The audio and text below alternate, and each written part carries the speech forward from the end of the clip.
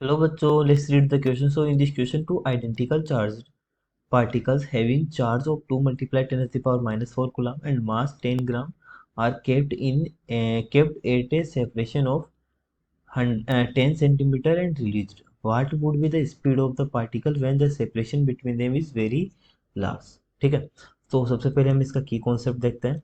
ठीक है, अब देखिए हम क्वेश्चन की बात करें तो यहाँ पर हमारे को बोला है कि टू आइडेंटिकल चार्ज है हमारे पास, जो कि 2 × 10⁻⁴ गुलाम के हैं और उसका मास भी हमारे को गिवन है।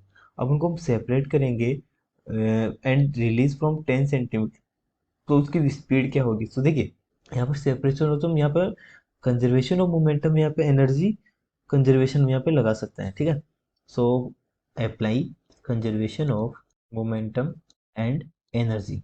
ठीक है, ये हम यहाँ पर अप्लाई करेंगे। तो देखिए conservation of momentum and energy यहाँ पर अप्लाई करेंगे। तो सबसे पहले हम इसका एक डायग्राम ड्रॉ करते हैं। टू आइडेंटिकल चार्ज पार्टिकल्स हमारे पास, ठीक है, जिनका चार्ज हमने क्यू अज्यूम कर लिया। ठीक है, सेम चार्ज होगा और ये जो सेपरेशन है इनके बीच में वो 10 सेंटीमीटर का है। ठीक है, ये जो चार्ज है हमारे को 2 × 10⁻⁴ कुलम दी वन है। ठीक है, अब हमारे पास टू चीज़ें हैं। ठीक है, तो पहली चीज़ है हमारे पास ये जो चार्ज सिस्टम होगा हमारे पास, इसमें कुछ पोटेंशियल एनर्जी होगी। तो इसको एक एक्सपेरिमेंट करके समझते हैं। ये जो ग्रीन है, मैं एक एक्सपेरिमेंट या एक बॉक्स बना रहा हूँ। ये जो ग्रीन है ये पोटेंशियल एनर्जी को डिनोट कर रही है। ये जो रेड कलर से है ये हमारी काइनेटिक एनर्जी को डिनोट कर रही है।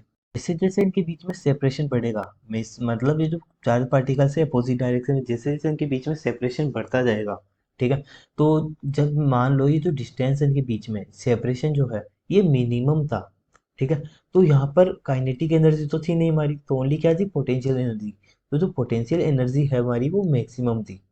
ठीक है, मान लो पॉजिटिव पोटेंशियल एनर्जी है वो हमारी अभी मैक्सिमम है। ठीक है, पूरी फिल है ये। तो जैसे जैसे हम इसमें सेपरेशन बढ़ाते जाएंगे तो काइनेटिक एनर्जी धीरे धीरे इस तरीके से हमारी कम होती जाएगी। ठीक है, जैसे जैसे kinetic energy sorry potential energy है ये हमारी, ठीक है, पोटेंशियल एनर्जी जैसे जैसे पोटेंशियल एनर्जी कम होगी यानी कि सेपरेशन बढ़ता जाएगा, इसका मतलब यहाँ पे कुछ ना कुछ क्या होगा, काइनेटिक एनर्जी होगी जो कि हमारी बढ़ती जाएगी। काइनेटिक एनर्जी जो होगी सिस्टम की वो धीरे धीरे बढ़ती जाएगी। ठीक है, तो इस तरीके से हम इसको समझ सकते हैं। अब यहाँ पर देखिए, ना तो यहाँ पर कोई एक्सटर्नल फोर्स एक्ट किया है, तो यहाँ पर हम कंजर्वेशन ऑफ मोमेंटम या कंजर्वेशन ऑफ एनर्जी यहाँ पर अप्लाई कर सकते हैं। सेम चार्ज है, कोई एक्सटर्नल फोर्स नहीं लग रहा है, तो हम कह सकते हैं कि दोनों पार्टिकल्स की वेलोसिटी क्या होगी, सेम होगी। ठीक है, दोनों पार्टिकल की वेलोसिटी, इसकी वेलोसिटी भी v है, इसकी वेलोसिटी भी v है। ये कुछ कॉन्सेप्ट है जो कि अपने को याद रखना है। ठीक है, यहाँ पे देखिए जो इंटरनल, अगर मैं यहाँ पे पोटेंशियल एनर्जी की बात करूँ, ठीक है, तो पोटेंशियल एनर्जी क्या होगी, के Q1 Q2 divide by are.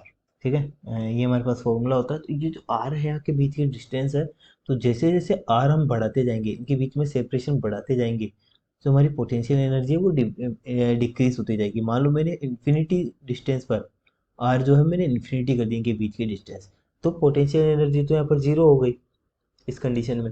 ठीक है, तो अब यहाँ पर देखिए हमारी जो पोटेंशियल एनर्जी है वो तो डिक्रीज हो गई, साथ में काइनेटिक एनर्जी तो इंक्रीज होती जा रही है। ठीक है, तो जो चेंज इन हमारी पोटेंशियल एनर्जी है वही तो हमारी चेंज इन काइनेटिक एनर्जी है।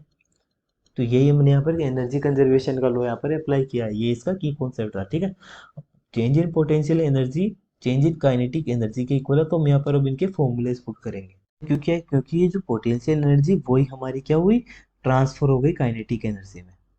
ठीक है, ट्रांसफर ही तो हुई है, पहले तो उसके पास काइनेटिक एनर्जी थी नहीं। ठीक है, तो इसलिए हमने इसको चेंज को इक्वल लिखा है। अब हम यहाँ पे फॉर्मूला पुट करेंगे, सो पोटेंशियल एनर्जी हो जाएगा हमारा के क्यू स्क्वायर, क्योंकि चार्जेस दोनों सेम है, divide by r is equals to, अब चेंज इन काइनेटिक एनर्जी क्या हो जाएगा, हाफ एम वी स्क्वायर। अब टू पार्टिकल्स है, सेम वेलोसिटी, तो टू मल्टीप्लाइड हो जाएगा यहाँ से, तो ये हमारा कैंसिल हो गया। ठीक है, तो यहाँ से मेरे को वी फाइंड करना है, वी इज इक्वल्स हो जाएगा root of k q square divide by r है।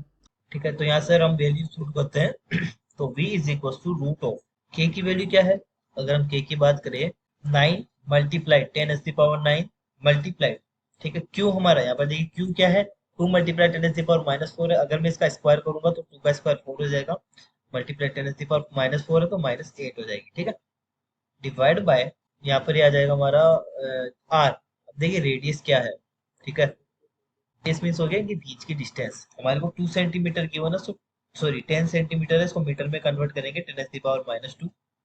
स्लाइड। अब देखिए मास एम की वैल्यू हमारे को 10 ग्राम की होना है, ठीक है, तो इसको भी केजी में कन्वर्ट करेंगे 10⁻³ से मल्टीप्लाई करेंगे, ठीक है। तो यहाँ से इसको सोल्व करने पर वेलोसिटी हमारी आ जाएगी √360000, ठीक है, यानी कि वेलोसिटी हमारी कितनी आ गई 600 मीटर पर सेकेंड। ये इसका फाइनल आंसर है। So hope you understand the solution. Thank you.